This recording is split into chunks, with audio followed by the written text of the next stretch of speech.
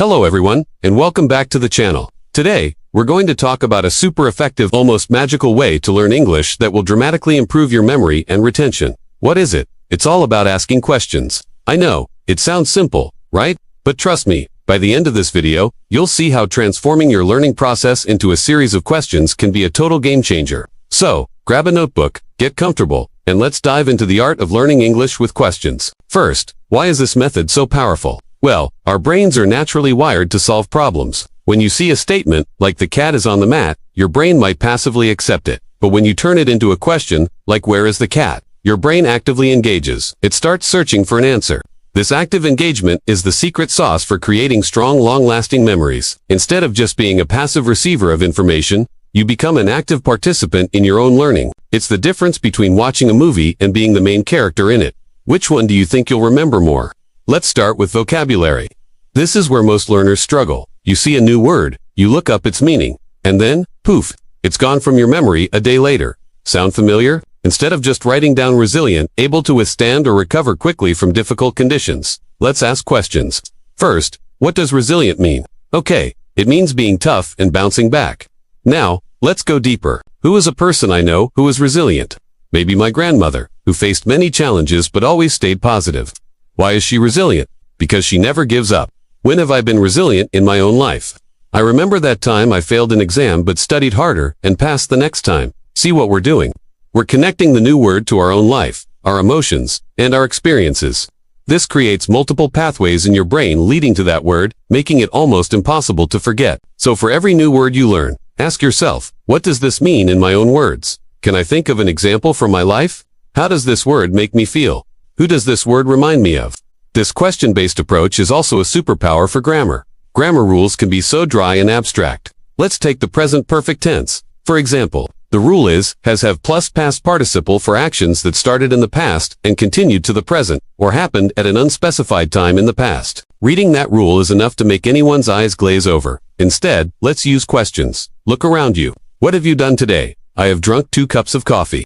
I have checked my emails. I haven't taken out the trash yet. Now, think about your life experiences. What is an interesting place you have visited? I have visited Japan. What is a delicious food you have eaten?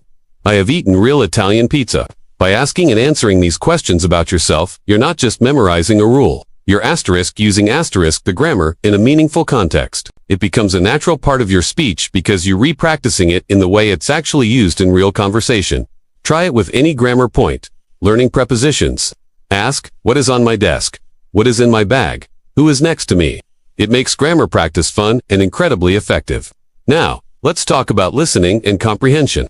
How many times have you watched a movie or listened to a podcast in English and just felt completely lost? Your brain gets overwhelmed and just shuts down. The solution, ask questions, asterisk before asterisk, asterisk during asterisk, and asterisk after asterisk. You listen. Before you press play, look at the title or the thumbnail. Ask yourself, what do I think this will be about? What do I already know about this topic? This primes your brain and gets it ready to receive the information. It's like stretching before you exercise. While you're listening, ask clarifying questions. If a character says something interesting, pause and ask, why did they say that? What do they mean? What might happen next?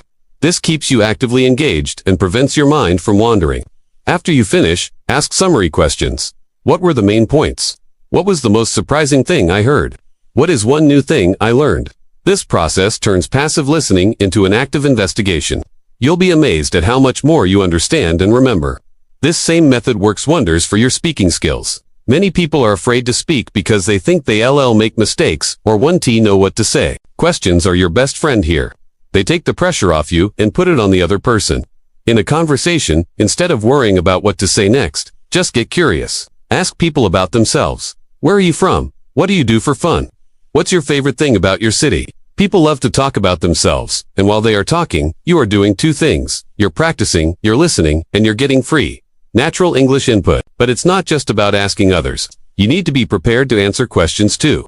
So, practice asking asterisk yourself asterisk common questions. What did I do this weekend? What are my plans for the holidays? What is my opinion on the latest movie? Record yourself answering these questions. Then, listen back and ask, did I sound natural? What words could I have used instead? How could I have explained that better?